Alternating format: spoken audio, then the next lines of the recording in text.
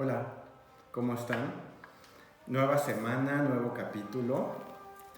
Y bueno, primero un gusto saludarlos nuevamente a todos. La semana pasada no subí video. Necesito retroalimentación de ustedes. Fíjate que me han comentado que si subimos videos cada semana, como a mí me gusta, no les da tiempo de leer todo lo que recomendamos, ¿no? Y entonces me están pidiendo intervalos de 2 semanas entre libro y libro. Entonces, ahí en los comentarios, ¿qué sugieres tú? Yo estoy muy atento. ¿Va? Tenemos de fondo hoy el vals número 2 de Shostakovich, porque vamos a leer, bueno, vamos a platicar de un libro muy especial para mí, como todos los que hemos comentado en este canal, que es nada más y nada menos que Ana Karenina de León Tolstoy. Antes de eso, ¿le puedes dar un breve paneo, por favor? Este lugar, en una de mis escapadas en este maravilloso país, aquí entre la frontera entre el estado de Morelos y el estado de Guerrero, encontré esta maravillosa biblioteca y pues me vine a grabarles este video para el canal, para que ustedes vayan conociendo también, ¿no? Está aquí en la frontera, creo que es el municipio de Jojutla, pegándole un poquito a Guerrero. Bueno, Ana Karenina de León Tolstoy. Ana Karenina es un libro, bueno, tengo esta edición. Este es el primer libro de Ana Karenina que yo leí. Ana Karenina lo puedes encontrar en pasta suave, en libro de bolsillo, desde 150 a 200 pesos, hasta ediciones de lujo. Es una historia, es una novela clásica que tienes que, le voy a bajar un poquito a Shostakovich, que tienes que leer algún momento de tu vida, ¿no? Este es de pasta dura, es la primera versión que yo leí. Es un libro que en todas sus ediciones más o menos ronda las 1000 páginas, pero no te asustes por eso. Es un libro que no es fácil, sin duda, y es bastante extenso, pero es muy entretenido. Te lleva de la mano. Tolstoy es un genio de la literatura y te lleva de la mano durante toda la historia de Ana Karenina, ¿no? Bueno, este libro, que es como les comentaba, es la primera versión que yo leí, lo he leído en un par de ediciones adicionales que también tengo. Lo conservo con mucho cariño, de hecho me lo robé, ¿no? Lo tengo que devolver a su dueño original. Su dueño original es mamá y se lo regalaron a ella en 1977. Yo lo he leído, no sé, unos 8 o 9 años después de que le fue regalado a mamá, y pues ella me lo prestó y ahí ha sido intermitente entre que se lo devuelvo y me lo vuelvo a traer. En esta ocasión me lo quise traer otra vez para hacer este video. Ana Karenina es una historia fabulosa, te puedo decir, hay varios temas inmersos en este libro de Tolstoy. Como sabes, yo no te voy a dar ahorita, no te voy a decir cuál es el final del libro. Lo interesante es que tú lo encuentres, que tú lo leas y llegues a la página 1000 o a la página 700, esta edición es de 780 páginas, y que tú llegues a la página 780 y digas, wow, sí me gustó, no me gustó, que el juicio lo hagas tú, ¿no? Bueno, hay varias historias. Uno de los ¿Es un libro difícil? Sí es un libro difícil, porque es novela y es novela rusa, ¿no?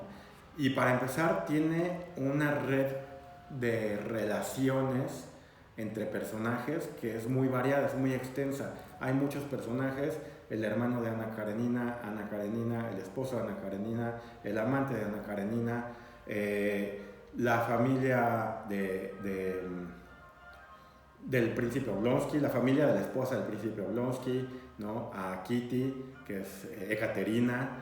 Entonces hay muchísimos personajes, y pasas por duquesas, pasas por príncipes, pasas por toda la nobleza rusa prácticamente. Entonces, si no vas teniendo un buen mapa mental, ¿qué te recomiendo? Si es de tus primeras lecturas y no estás acostumbrado a este tipo de paisajes, de redes, sí ve tomando nota y ve viendo cuál es el rol de cada uno de ellos para que no te confundas. Otra cosa que a mí me gusta mucho de los autores rusos y de la cultura rusa es, yo me identifico muchísimo con la cultura mexicana en ese sentido. Todos tienen un nombre de pila, ¿no? Por ejemplo, el esposo de Ana Karenina, o cualquiera, ¿no?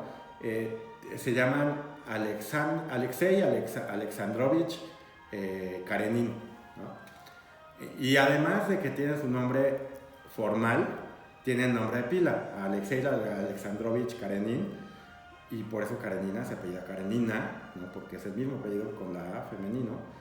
Le dicen Alexei o Alexi, ¿no? Pero además es nombre largo, nombre formal, el nombre de pila, Alexei, y además un nombre diminutivo de cariño, ¿no? Como sería en mi caso, que puede ser Luis Roberto, el nombre largo formal, y Robert, o como te digan, y Beto, ¿no? Por ejemplo, en el ámbito muy, muy familiar. Entonces, eso me encanta porque todos tienen... Constantín, por ejemplo, le dicen Costia. Constantín tiene el nombre largo, más Constantín, su nombre de pila, más Costia, de cariño. Entonces a mí me encanta ir descubriendo las formas y las transformaciones que tienen cada uno de estos, de los nombres dentro de la literatura y la cultura rusa. Eso está padrísimo, per se, por sí mismo. Bueno, la historia de Ana Karenina se establece más o menos por ahí de 1870, en la Rusia zarista todavía, la Rusia prerevolucionaria, y una de las cosas que te van a decir algunas personas cuando leen este libro es un libro que atiende mucho, que es aburrido, porque atiende mucho a las... Hay uno de los dos personajes principales, uno es Ana, evidentemente, y otro es Levin, que es ¿cómo se dicen en las películas? Bueno, es un personaje principal, es un coestelar también, es otra historia distinta, que al final, entre todo el círculo social de Ana y de Levin, pues van intercalándose entre todos, ¿no? Pero bueno, en la historia de Levin hay muchas referencias y mucha filosofía de Tolstoy y reflexiones de filosofía, pensamiento filosófico de Tolstoy respecto a la situación social que viven los campesinos de esta Rusia zarista, de esta Rusia prerevolucionaria, ¿no? Entonces hay un conflicto ahí entre la religión, entre lo que piensa Levin de la religión, cómo quiere ser un hombre de bien, un hombre de fe. Es una persona rica, es un terrateniente que tiene cotos de casa, le llaman cotos, es una hacienda o un rancho, le diríamos nosotros. Vende madera, vende bosques de madera, ¿no? Tiene lugares para ir a cazar. Es un hombre adinerado. Sin embargo, es un hombre que le gusta trabajar el campo y le gusta convivir con sus siervos, con sus sirvientes, con los campesinos que trabajan su tierra, ¿no? Y a la vez Levin refleja la filosofía y el pensamiento de Tolstoy. ¿Y cuál es el punto? Ahí mucha gente te dice es que este espacio histórico, Tolstoy te habla mucho de la tierra, del trabajo y de ese tipo de situación de explotación del campesino y todo ese tipo de cosas, y sí te llevas una buena parte del libro leyendo de eso, ¿no?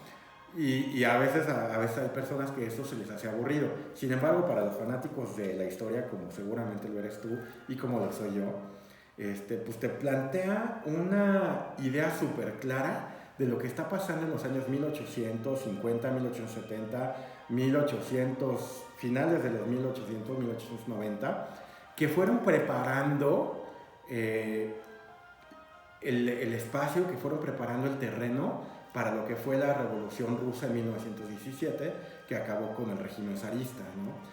Y bueno, y ahí entramos a la otra, y eso por sí mismo es súper interesante. Es algo que va a pasar, que nosotros a toro pasado, con una vuelta hacia el pasado, sabemos que en 1917 pasó la Revolución Rusa, con todos los temas del comunismo y con todos los temas ideológicos que pasaron en su momento, pero aquí Tolstoy te lo está hablando, te está poniendo el panorama previo a la revolución y donde ya alcanzas a ver esas ideas, si lo lees con detenimiento. Es algo que a mí me fascinó, ¿no? Y que no es muy analizado por las personas que te platican del libro de Karenina, de Ana, ¿no? Bueno, esa es la parte de Levi. Y de ahí entramos a la parte de Ana Karenina. Ana Karenina, me fascina la historia de Ana, pero te voy a decir primero la otra parte del contexto histórico. Nosotros en Latinoamérica conocemos la historia rusa muy poquito, de por sí conocemos la historia latinoamericana y americana de los Estados Unidos y de Latinoamérica muy poquito, ¿no? De nuestra propia revolución y prerrevolución bastante, tenemos un conocimiento en general, no digo particularmente nadie, sino en general como pueblos conocemos muy poco de nuestra historia y además, bueno, si pones eso en contexto, conocemos muy poco de la cultura rusa, ¿no? De la cultura rusa realmente conocemos lo que nos muestran las películas y punto, los rusos son los malos y ya en todas las películas de acción de Hollywood, ¿no? Y creo que no conocemos más, conocemos un poquito de los cosacos, conocemos el vodka, ¿no? Y todo eso. Pero no conocemos mucho de la Rusia prerrevolucionaria, de la Rusia zarista. Y de verdad, hay libros de estos, como los de Tolstoy, que te muestran, y varios más que iremos comentando en el canal, que a mí me fascinan porque te muestran la Rusia zarista, la nobleza rusa, la vida en la nobleza, dentro de la nobleza rusa, que desde aquellos tiempos, en aquella historia, la nobleza rusa y los zares y los príncipes y los condes y los duques rusos tenían también un lugar muy específico y muy especial dentro de toda la nobleza europea, ¿no? Eran una potencia aparte, era realmente una potencia, como sigue siendo al día de hoy, pero eran castas nobles que viajaban por toda Europa también, gastando dinero y que en algún momento dentro de la nobleza rusa, dentro de la nobleza europea, pues estaba muy de moda conocer o ser parte o tener amigos o amistades o lazos de sanguíneos con alguna parte de la nobleza rusa, ¿no? Incluso hay muchos matrimonios entre principados o reyes europeos y algunos príncipes rusos. Entonces, a mí lo que me encanta es que describe muy bien esta parte de la historia de Rusia que nosotros conocemos muy poco, ¿no? Y bueno, Ana Karenina, ya entrando un poquito en tema, Ana, te puedo decir la descripción de Ana que hace Tolstoy es soberbia. Te puedo decir que de acuerdo a la descripción, la primera vez que yo leí a Ana Karenina este libro, prácticamente quedé prendado de la belleza de Karenina, ¿no?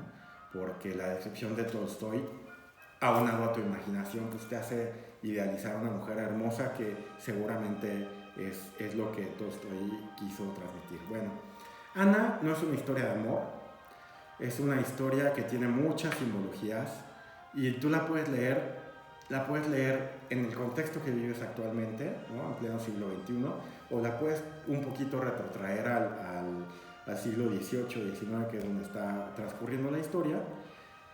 Y bueno, es una mujer que está casada, es una mujer de la nobleza rusa, su esposo, Alexei Alexandrovich Karenin, es un burócrata de alto nivel dentro del gobierno, son de una familia muy acomodada. Ana toda su vida ha estado acostumbrada a vivir en sociedad, ¿no? Dentro de la alta sociedad. Me encanta que durante el transcurso de la novela ves la importancia de los eventos de aquella época, como es la ópera, ¿no? Como es el asistir a la ópera, como es el asistir a las carreras de caballos, la competencia, la sana competencia y comercio que genera, por ejemplo, las carreras de caballos y los caballos pura sangre, rusos e ingleses, que son en su momento considerados de los mejores dentro de esta historia que estamos viendo, ¿no? De las carreras y de dónde traigo una yegua inglesa, que traigo un caballo árabe y traigo mi cemental ruso y todo ese mundo que era pues, los hobbies de la alta sociedad en aquel momento. Pero, insisto, regresas a ver esa parte de las relaciones entre todas las monarquías europeas y su relación, codependencia y enlaces con esta parte de nobleza rusa, con este zarismo, ¿no? Muy, muy interesante. Si te gusta la historia y alcanzas a leer el libro por esas dos partes, ya por sí mismo el libro vale su precio. ¿No? Bueno, regreso a la historia de Ana y Alexei Arkadevich, Alexei Karenin. Ana está casada con este señor. Alexandrovich Karenin es bastante mayor que Ana. Tienen un hijo, ¿no? Pero es un matrimonio arreglado, evidentemente. No hay ya mucho amor ni hay mucha pasión entre ellos. Y pues Ana vive en algunas, pues en sociedad, ¿no? Vive en las presentaciones de ópera, en algunas fiestas, recepciones, le llaman, con su círculo social. Su hermano es un príncipe y justo la novela empieza así. Su hermano tiene una esposa, ¿no? Que la hermana de la esposa termina siendo esposa del otro personaje principal que te conté al principio, ¿no? Por eso digo, sí, toma tus esquemas porque te vas a confundir un poquito. Bueno, resulta que el hermano, en términos vulgares, le puso el cuerno a la esposa, ¿no? Y el hermano le pide a Ana que vaya a platicar con su esposa para que lo perdone, ¿no? Y ahí empieza. Y me parece que el hermano, el príncipe, vive en Moscú. Ana Karenina vive en San Petersburgo, que además es otra cosa fabulosa. Te va describiendo la ciudad de San Petersburgo, te va describiendo la ciudad de Moscú, te va de esa época, el invierno, los climas, ¿no? Es fabuloso, la forma de escribir de Tolstoy es fabulosa, es muy detallista, sumamente detallista. Va a haber momentos en que te dices, ya, por favor, lo que sigue, ¿no? Y vas avanzando en la lectura, pero la historia no avanza, sigues en el mismo momento porque Tolstoy te sigue describiendo un momento, un sentimiento, un espacio, un lugar, ¿no? ¿Qué hace Tolstoy también y que es una innovación para los escritores de su época? Tolstoy se mete a la mente de las personas. Hasta este momento las novelas es lo que dicen las personas, lo que externan los personajes, ¿no? Incluso, por ejemplo, en autores como Shakespeare, los personajes, si bien piensan, externan monólogos, ¿no? Se alejan y empiezan a hacer sus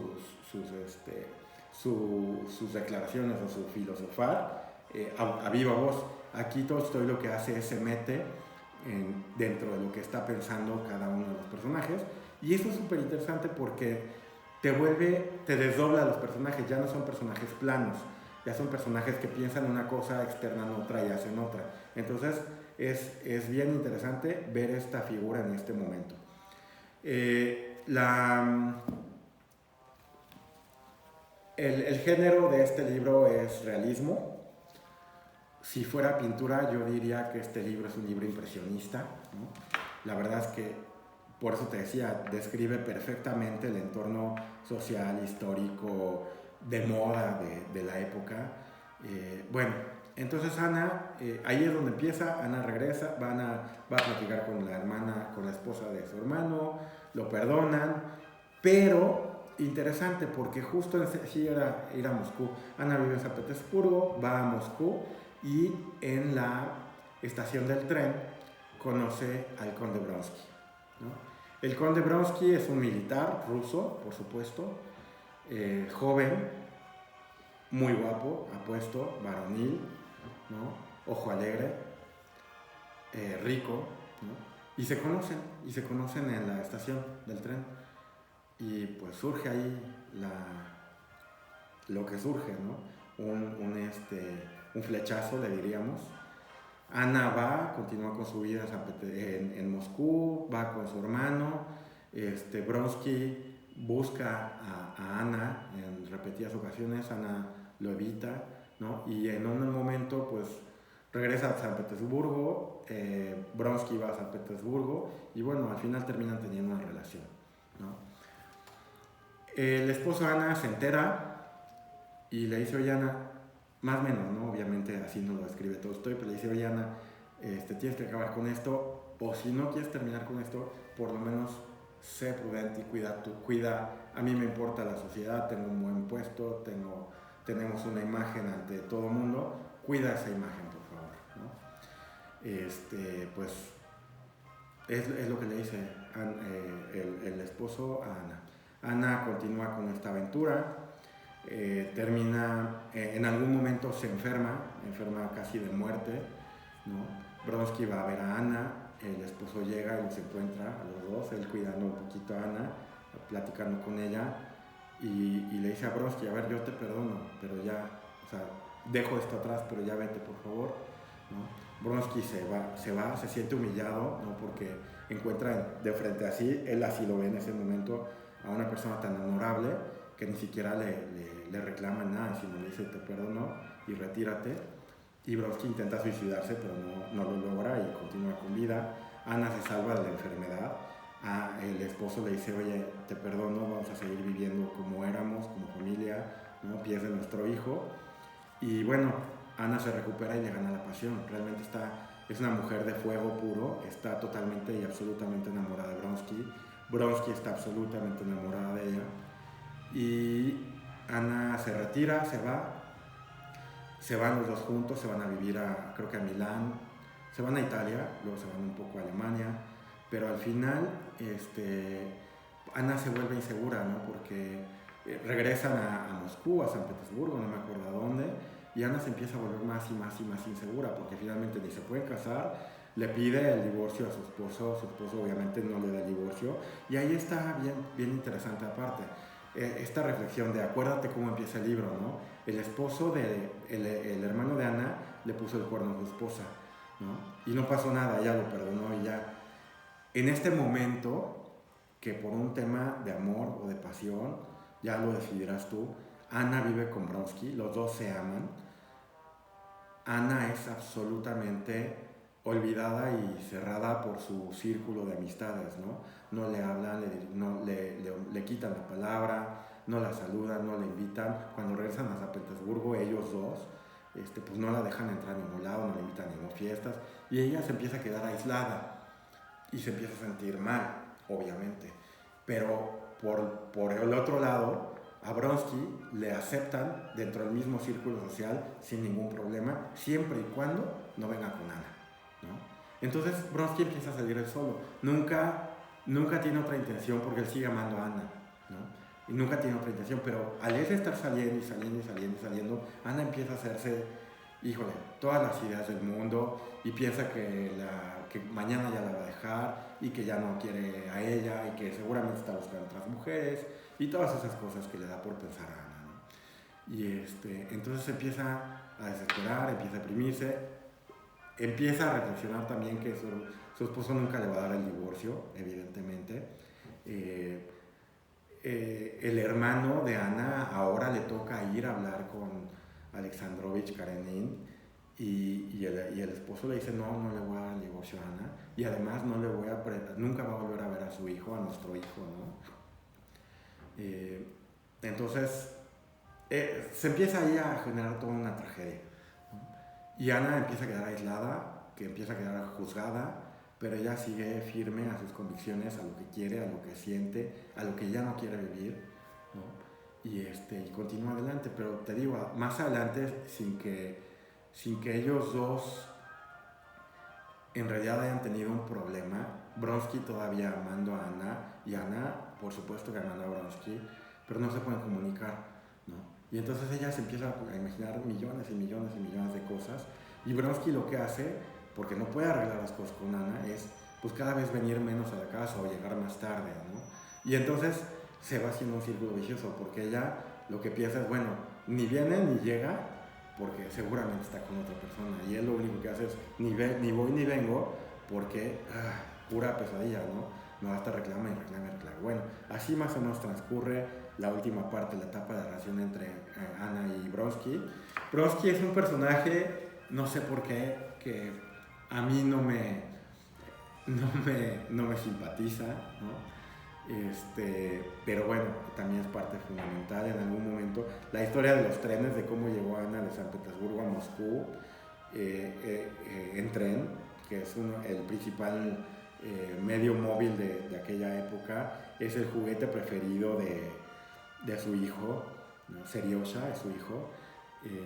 El sufrimiento, bueno, es importante que le pongas atención porque dentro de los trenes hay muchos mensajes, durante toda la lectura hay muchos mensajes ocultos o detalles que al final dices, wow, sí tenía algo que ver, y si lo vuelves a leer alguna vez, vas hilando mucho mejor todos estos detallitos que nos va dejando Tolstói a lo largo de la lectura, ¿no? Bueno, más o menos es la historia de Ana Karenina. Ana Karenina es una historia de amor, pero no es una historia de amor, es una historia romántica, pero no. Lo tienes que leer, es cultura general. Es uno de los grandes escritores de la historia universal del mundo, ¿no? Perdón, de la literatura universal, obviamente de la historia de la humanidad, y es una obra maestra. Ana Karenina debe tener unas 10 películas, 8 o 10 películas realizadas, desde principios de 1900 hasta una que hubo en el 2012. Hay un par de series televisivas también. Hay unas películas muy buenas que más o menos entran a la altura. Evidentemente todas estas películas no le entran tanto al rollo filosófico del otro personaje, de Levin, pero muy bien logradas, ¿no? La mayoría. Entonces, cultura general, que leas Ana Karenina, que no te asusten sus 1000 páginas. Es un librazo, de verdad es un librazo. Y te digo, la novela per se es muy buena, la historia es muy buena, no es una historia bonita, el final no te lo cuento, búscalo, pero además el contexto histórico y la descripción del contexto histórico social es una cosa fabulosa. La Rusia zarista de estas últimas fechas prerevolucionarias es una maravilla, ¿no?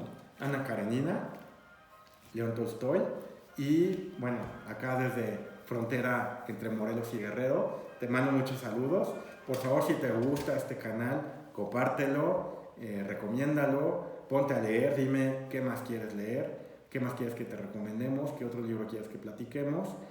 Mándame tus comentarios, subimos capítulo cada semana, cada quincena, cómo le seguimos, ¿no? Yo mientras tanto seguiré buscándoles nuevos libros, nuevos títulos. Tengo varios formados por ahí, entonces tenemos para rato, ¿no? Fun with Flags, ya saben, ¿no? Entonces, viajando con letras, y nos vemos desde alguna ciudad de esta República Mexicana dentro de 8 días. Cuídense, un gusto siempre, ¿no? Viajando con letras, YouTube, Roberto. Saludos, gracias, bye.